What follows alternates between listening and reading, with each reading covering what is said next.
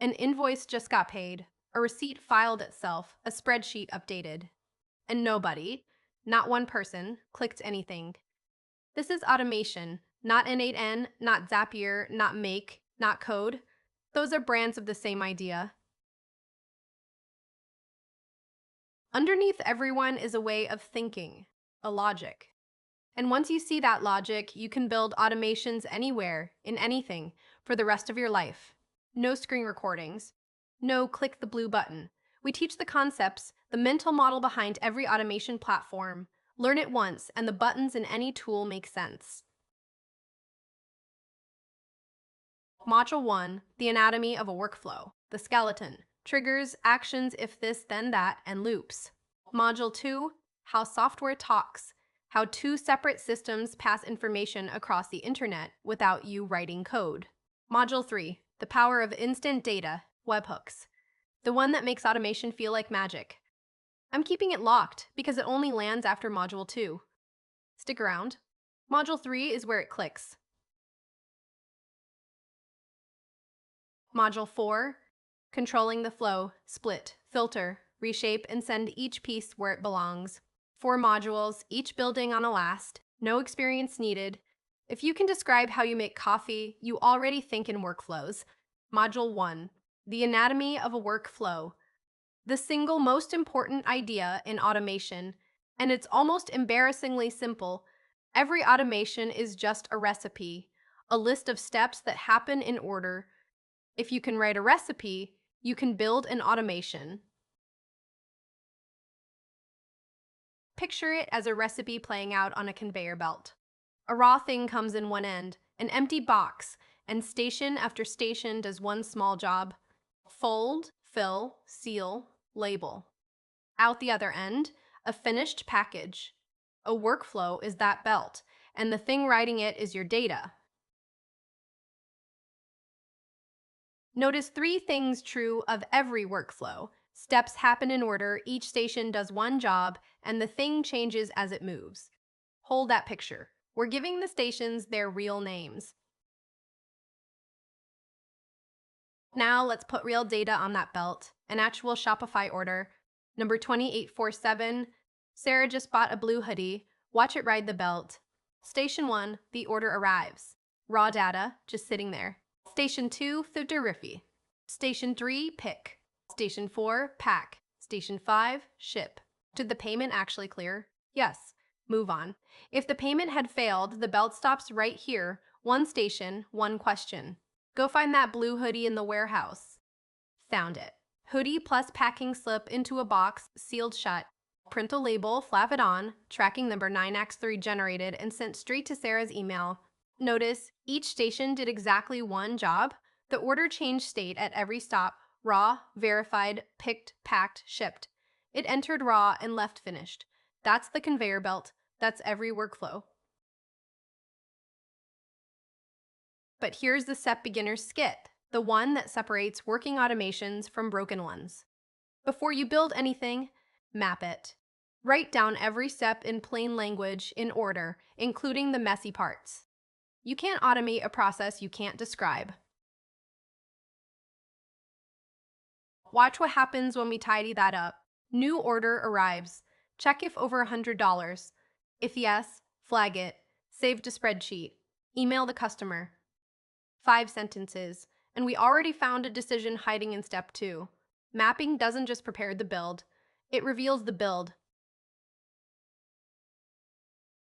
Automating a broken process doesn't fix it, it breaks things faster, and now nobody's watching. Map honestly. If a step is messy in real life, write the mess down. We clean it up on purpose, not by accident. Now let's trace a real order through those 5 steps. Order number 2847, $45 total. Step 1, arrives. Step 2, is 45 over 100?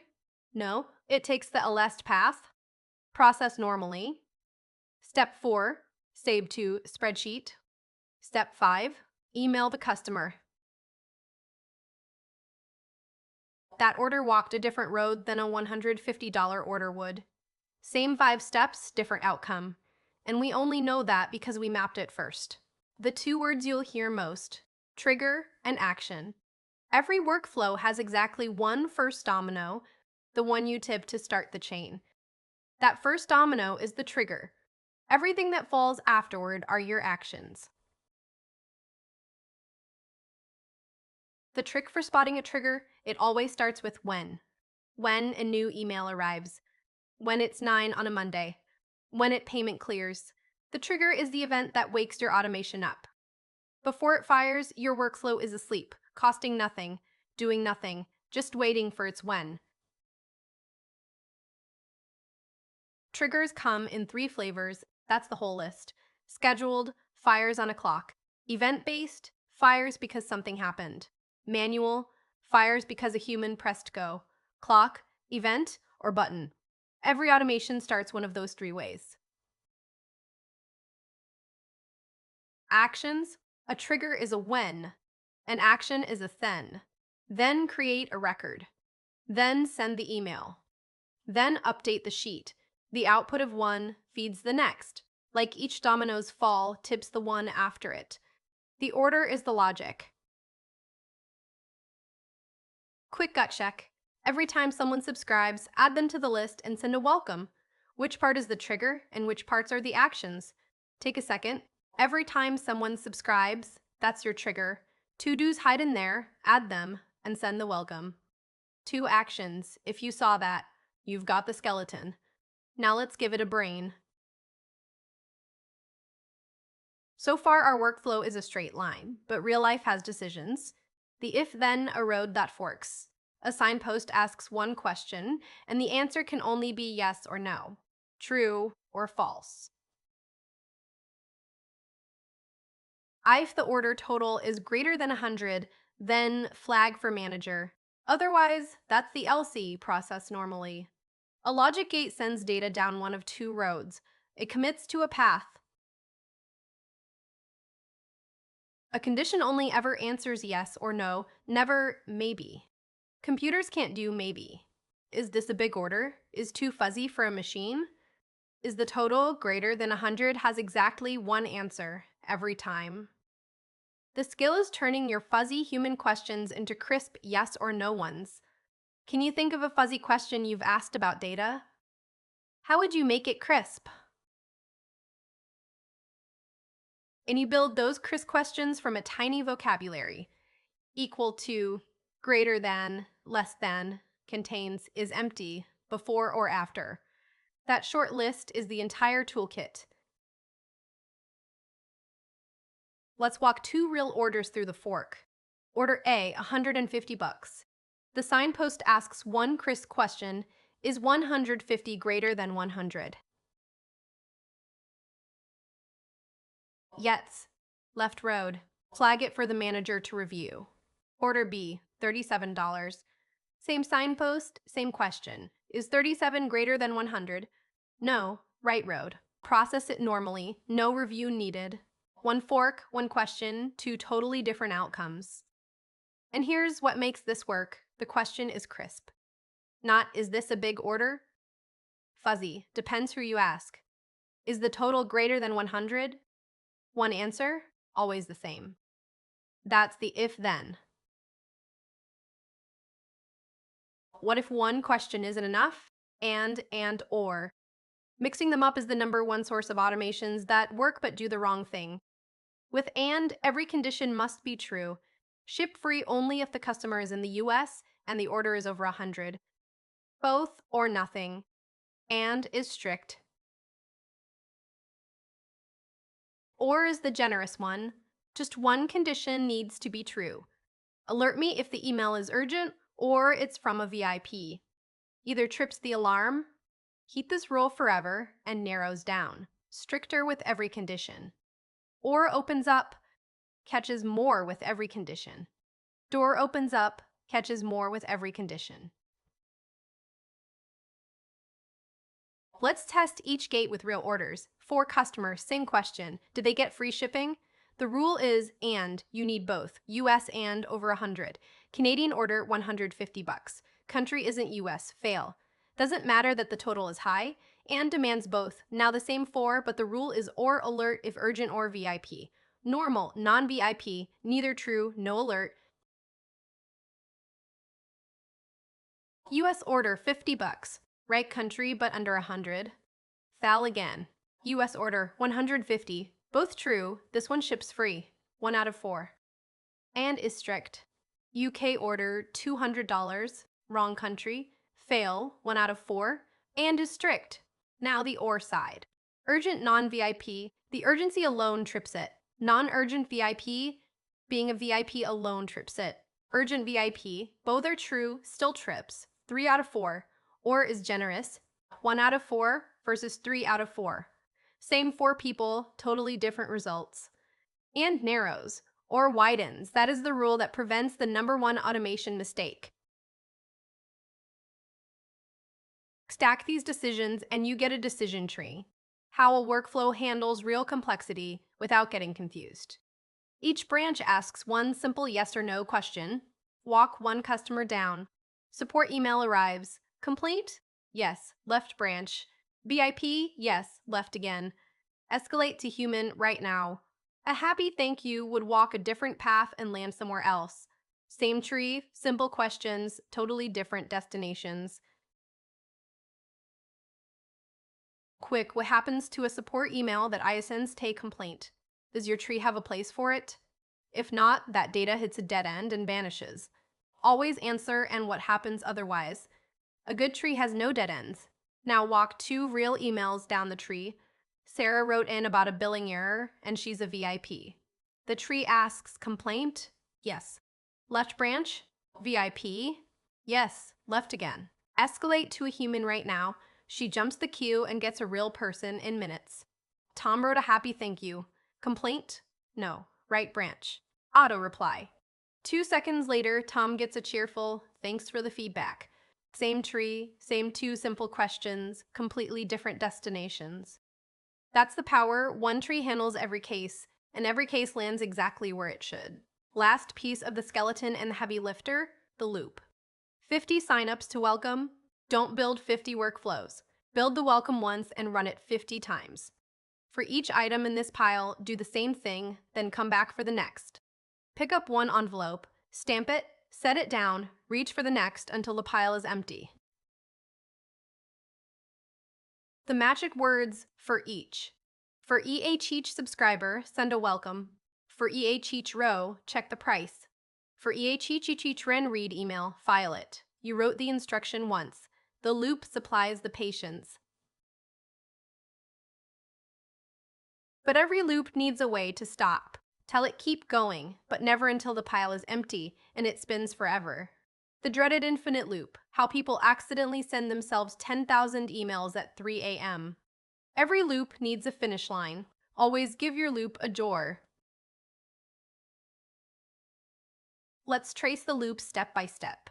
3 people signed up overnight: Alice, Bob, Carol. They're sitting in the waiting pile. The loop reaches in, picks up Alice, sends her a welcome email, sets her in the done pile. 2 left, reaches in again, Bob. Same instruction, welcome sent, done. 1 left, Carol. Same thing again. Done. Now the pile is empty and the loop stops. It exits and the workflow moves on. That's it. 1 instruction, 3 executions, automatic exit when the pile runs out. That's the anatomy of a workflow. Screenshot it. Trigger is the when. Actions are the thens. If then is a fork, yes or no only. And is strict, or is generous. Stack forks for a decision tree. A loop does the same thing to every item as long as you give it a door. That's the skeleton. We've been talking as if all our actions live in one place, but they don't. Your store is one company. Your email tool is another. Your spreadsheet a third, built by different people on different computers that have never met. So how does a new sale in the store reach out and add a row to a spreadsheet somewhere else entirely? How do 2 total strangers pass a note across the internet? Let's find out. Module 2. How software talks. Once this clicks, the whole internet stops feeling like magic and starts feeling like plumbing in the best way. The word is API. It sounds technical. It's neither. By the end, you'll have a picture so simple you'll wonder why anyone made it confusing. The problem? Two separate companies. Your weather app on your phone. A giant weather service on a computer in another country. Your app does not have the weather. All the real information lives over there, behind a wall. Your app has to ask for it, politely, in a way they understand, and get an answer back. An API is the official, agreed way to do exactly that. Walk into a restaurant. You sit at a table. You are the app. You're hungry. But here's the rule the entire internet runs on. You are never allowed to walk into the kitchen yourself. Instead, you have a waiter. The waiter is the API, the one allowed to go between your table and the kitchen. You tell the waiter what you want. The waiter carries it back and returns with your food. You talk to the waiter, never the kitchen. Behind that closed door is the kitchen, the server. The other company's computer, where the real work happens. The door is closed, you can't see the chef, you don't know the recipe. And the genius is, you don't need to. The kitchen could be rebuilt overnight and you'd never know. That's why companies can change their systems without breaking your app. You can't ask the waiter for anything in the universe. The restaurant hands you a menu, the documentation, the official list of everything you're allowed to order. Each line is something the API can do. Programmers call each line an endpoint. Think menu item. If it's not on the menu, you cannot order it. You can't ask a weather service for football scores. The menu defines the entire relationship, everything possible, and by leaving things off, everything that's not. Connecting two tools in an automation is really just reading each one's menu.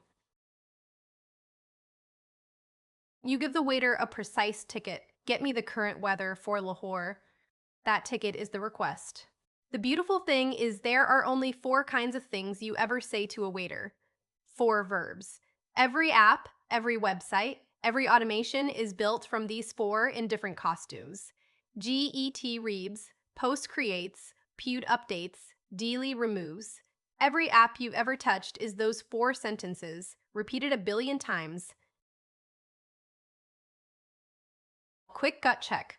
When you like a photo, which verb? You're not just looking and not deleting, you're creating a new little record. Take a second. Which one? It's a post. You created a new like. Unlike it? That's a delete. See how the costume changes, but the 4 verbs never do? Once you see them behind ordinary buttons, you can't unsee it. Your request goes in. The waiter comes back with the response, 2 parts. First, the dish, the actual data you asked for. Second, a little receipt, which we'll get to. The whole round trip, billions of times a second, is the most common event on the internet. The response comes back as neat labeled tags. Temperature, 31. Sky, clear. City, Lahore. Each fact a label and a value, like luggage tags. Your weather app reads sky clear and paints a sunny icon. Clean, labeled, predictable, that's how the kitchen plates its food. Most good restaurants don't let strangers order. There's a doorman, and to get past him you show a membership card. That card is an API key, a long secret string you present with every order. The doorman checks it and asks, "Who are you? What may you order? Whose bill?" Which is why you guard that key with your life. Anyone who gets it can walk in, order anything in your name, and stick you with the bill. When a tool asks you to paste your API key, that's what's happening. You hand it a copy of your membership card. Treat keys like passwords, because that's exactly what they are. Let's watch the membership card in action. Here's a real request heading to the weather API, GET the weather for Lahore, and tucked into the request header is the key. Authorization, Birski authorization, Birski author ast BBC123. That long string is your membership card. It travels with every single request. The doorman checks it. If the key is valid, 200 OK, here's the weather, 31 degrees, clear sky. The door opens. But look at what happens when the key has expired. Same request, same everything, but now the doorman shakes his head. 401 unauthorized, invalid API key. The door stays shut. Same request, different key status, totally different result. That's why your key matters on every single request. The doorman doesn't remember you from last time. Remember that receipt? On it is a number, the status code, and you only need a handful. 200. Success. Here's exactly what you ordered. The 400s are about you. 404, not on the menu, doesn't exist. 401, members only. Your key is bad or expired. 9 times out of 10, when a connection suddenly stops working, it's a 401, tap tick your key. 420, slow down. Too many orders too fast. That's rate limiting. Remember loops? This is why a good loop pauses between items. The 500s are about them. 500, the kitchen is on fire. Something broke on their end, not yours. Beginners blame themselves and shouldn't. Your order was fine. Nothing to fix except try again in a minute. Your automation runs at 3 a.m. and fails with a 401. What's the first thing you check? Your API key. It probably expired or got revoked. Let's trace the most common 3 a.m. failure all the way to resolution. Your automation runs at 3 in the morning and gets a 401. Unauthorized. First thought, what's wrong with my workflow? Wrong question. The first thing to check is the key. You look, and the API key expired last Tuesday. Someone on the team rotated credentials and forgot to update the automation. Generate a new key in the dashboard. Copy it. Paste it into the automation tool, replacing the old one. Retry the request. 200 OK. Back in business. Total fixed time, 5 minutes. 90% of my automation suddenly broke stories end the same way. The key expired. Check the key first, panic second. There's the whole restaurant on one screen. Screenshot it. The waiter is the API. Kitchen is the server, door closed. Menu is the docs. Ticket is the request. The 4 verbs are get, post, put, delete. Dish and receipt are the response. Card is the API key, guard it. Number is the status code. That's how every piece of software talks to every other. Here's the catch. Every example so far had you asking first. You order, you wait, you get an answer. But what about things you can't predict? You don't know when a customer pays or when an order ships. Do you just keep asking the waiter? Time to unlock Module 3. Module 3, the power of instant data, webhooks. This takes your automations from eventually to instantly, and it's built on one beautiful flip of an idea you already understand. To feel why it matters, let me first show you the clumsy way everyone does it before they learn this. Because the clumsy way is the obvious way, and that's exactly why it's a trap. Picture the most annoying sound in the world, a kid in the backseat. Are we there yet? Every 30 seconds, the answer is almost always no. And every no is a complete waste. That right there is a technique called polling. Here's polling. Your app walks up to the waiter every minute. Any new orders? Most of the time, nothing. It works. But look at the cost. Cost 1, waste. 140 checks a day. Maybe one finds something. The other one finds something. The other 149, pure waste. In compute rate limits, sometimes literal money per request. Cost 2, worse, delay. Order arrives 5 seconds after your last check. It sits there unnoticed for 55 seconds. Check more often. Now you've multiplied the waste, a miserable trade-off, fast or cheap. You can't have both. If the problem is you keep asking and the answer is usually no, what if you didn't have to ask at all? What if the other side simply told you the moment something happened? Hold that thought, it's the entire idea of a webhook. Stop asking. I promise. The moment we arrive, I will tell you. The kid goes quiet. No more questions. Just calm until the one moment that matters, we're here. That promise, don't call me, I'll call you, is a webhook. Instead of your app constantly asking, The other system promises to reach out the instant something happens. And that's why it's called a reverse API. In Module 2, you always started the conversation. The arrow pointed from you to them. A webhook flips that arrow. Now the server starts the conversation. Same restaurant, same waiter, but now the Kirchin comes to find you. For the kitchen to find you, it needs your address. So one time, just once, you hand over your webhook URL. Whenever a new sale happens, send the details right here. Set it up once. Never ask again. And the webhook doesn't just say something happened, it brings the details. The moment the sale clears, the server pushes a package to your address, who bought what, how much. Those label tags for Module 2 delivered about 1 second after it happened. No asking, no waiting, no waste. Let's make this real. Setting up a webhook is 4 steps, same in every platform. 1. Open the webhooks page in the other system. Stripe, Shopify, Twilio, they all have one. It's usually under Settings. 2. Paste your webhook URL. This is the address the other system will send data to. Your automation tool generates this for you. It looks like a normal URL, but it's your private doorbell. 3. Pick which events you care about. Not everything, just payment succeeded, or order created, or whatever your workflow needs. Be specific. Every extra event is noise. 4. Save. That's it. Now, whenever that event happens on their end, they post the data straight to your URL. You set it up once and it works forever. Zero polling, zero waste. You hand over your address once. From then on, they ring the bell every time. Head to head. Polling, you ask, constantly, mostly nothing, slow and wasteful.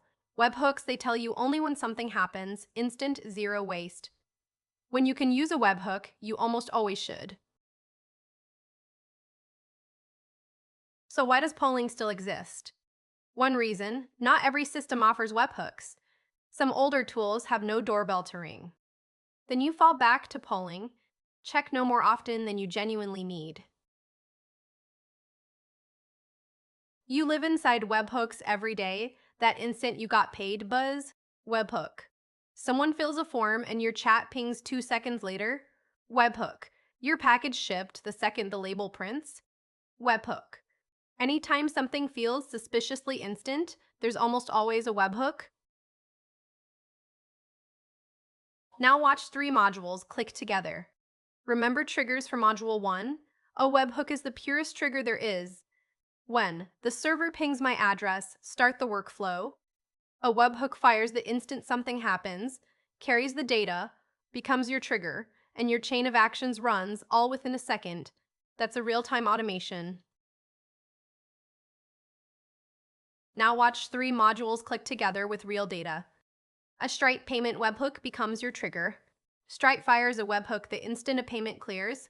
The payload arrives, amount $49, customer Maria. That webhook is your trigger. It tips the first domino. Step 1. Add the 49 to the spreadsheet. Step 2. Send a receipt email to Maria. Done. The entire chain fired because one webhook pinged your address. And here's the edge case worth thinking about. What if 1,000 webhooks all fire into the same loop? Black Friday at midnight, 1,000 customers hit buy in the same second. 1,000 webhooks, one workflow. Does it survive? In Module 1, we said every loop needs a door. With 1,000 webhooks, that door better be wide and your rate limit for Module 2 better be generous. The answer is, queue them, process them one at a time, and give its own change the scale does. Screenshot the showdown. Polling is the kid in the back seat, asking over and over, wasting most of the breath. A webhook is, I'll tell you the second we're there, instant, data in hand. An API in reverse and your best trigger. Now, the data has arrived at your door. Where does it all go? Module 4. Controlling the flow. Data routing. Everything so far was about getting data to move. This final module is about steering it. Raw data at your door is like groceries dumped on the kitchen floor, useful, but only once you sort it, put each thing where it belongs, and throw out what you don't need. By the end, you'll know the 4 things you can do to any piece of data: send it, split it, filter it, reshape it. Let's follow one real piece of data the whole way. Someone named Maria signed up, that webhook from Module 3 fired, and here's the package: her name, email, plan, country. This little bundle is our traveler. Watch where it needs to go. First move, splitting. When Maria signs up, you want several things to happen: save her details and send a welcome email. The workflow takes her data and splits it, copies one down each path at the same time. A decision picks one road, a split takes all the roads. Both happen in parallel. Nail this distinction. A branch, the if-then, is either or. A split is and. Branch is or, split is and. I want to send a welcome email and log the sign up. Split or branch. And means split.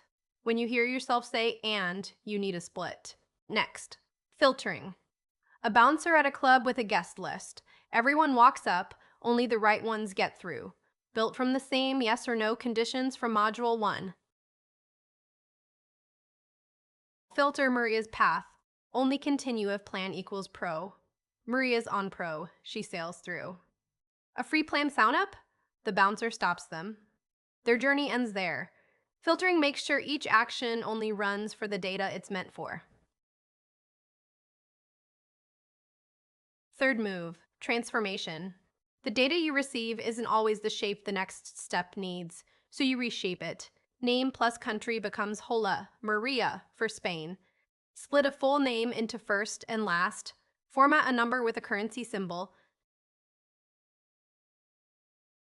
Transformations come in a few everyday shapes: split, combine, format. Just making the data presentable for whoever's next in line. Think of it as the data changing clothes to suit the room it's about to walk into. Now, let's actually walk through transform step by step. The CRM sends us a full name, Jane Doe, but the email tool demands a first name and a last name, 2 separate fields. We have to split. Step 1, the input arrives. Full Uster name, Jane Doe, 1 string. Step 2, find the space character. It's at position forkly, right between Jane and Doe. Step 3, everything before the space becomes first Erster name, Jane. Step 4, everything after the space becomes last name, Doe. Output ready. First, aus your name, Jane. Last, aus your name, Doe. Exactly what the next system needs. But here's the edge case that trips people up. What about Mary Jane Watson? 2 spaces. Does it split into Mary and Jane Watson? Or do you split at the last spacing at Mary Jane and Watson? Neither is wrong, but you have to pick a rule, test it, and document it. The data doesn't decide, you do. 2 more transform flavors you'll use constantly. Format, take a raw number and make it human readable. 31 becomes 31 degrees Celsius. A raw number means nothing to a person looking at a weather card.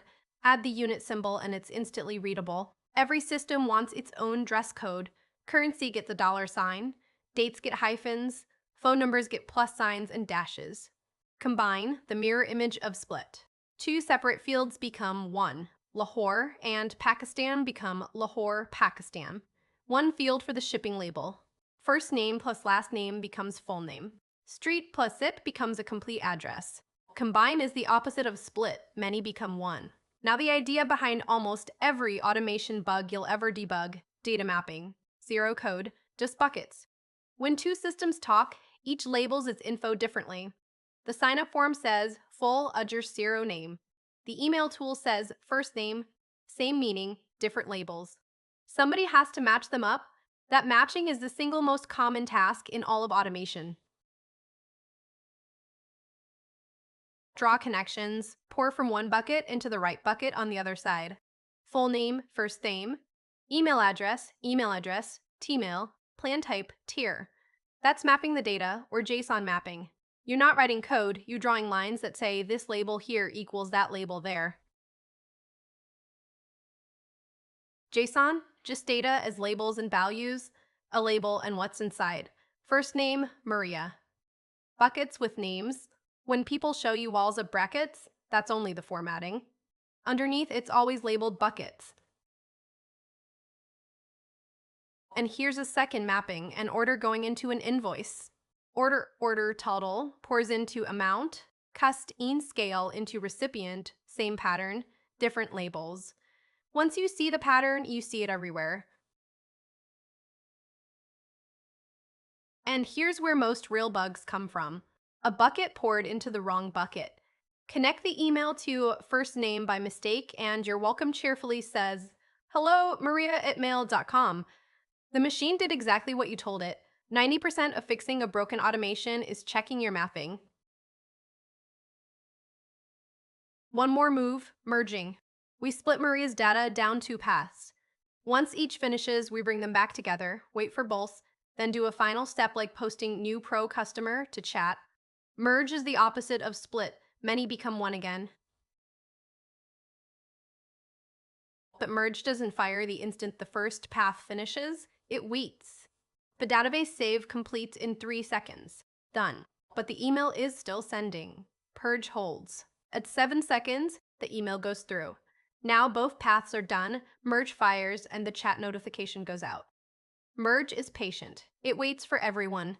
And here's what separates a hobbyist from a pro: planning for when something goes wrong. Without an error path, the workflow silently dies. Nobody finds out for a week. With an error path, the email tool is down, the failure gets caught, and a human gets pinged. Hey, this one needs you. Let's trace that failure all the way to resolution. Send welcome email, the API returns a 500, the kitchen is on fire, the error path catches it and posts to Slack, email failed for Maria, error 500. Next morning at 9, a human sees it, checks the email API, realizes the key expired, generates a new one, retries, and gets a 200 OK. Problem found, problem fixed. That entire loop only happened because you designed the unhappy path. Every step has a happy path and an unhappy one. Design both. Your future self will thank you. Screenshot the routing cheat sheet, now as a pipeline, because that's how data actually flows. Split to do several things at once. Branch to choose between roads. Filter so only the right data continues. Transform to reshape. Map the labeled buckets. Merge to regroup.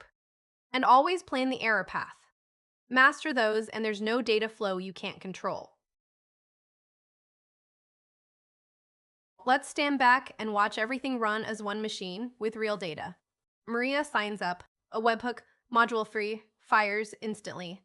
The payload arrives, her name, email, pro plan, Spain. That webhook is your trigger, the first domino from module 1. A filter module for checks is the plan pro? Yes. She passes. Her data splits down 2 paths, copy A and copy B, each carrying all her details. Path A, we map her data into the right labeled buckets. Full username becomes first name and save it to the database. Done. Path B, transform her name and country into a greeting and send Hola Maria. Done. Both paths finish. Merge waits for both, then fires new pro customer Maria posted to the team Slack. Trigger, logic, API, webhook, routing. 4 modules, 1 seamless flow, and you watched every piece of data travel through it. A complete professional automation, and you understand every piece of it.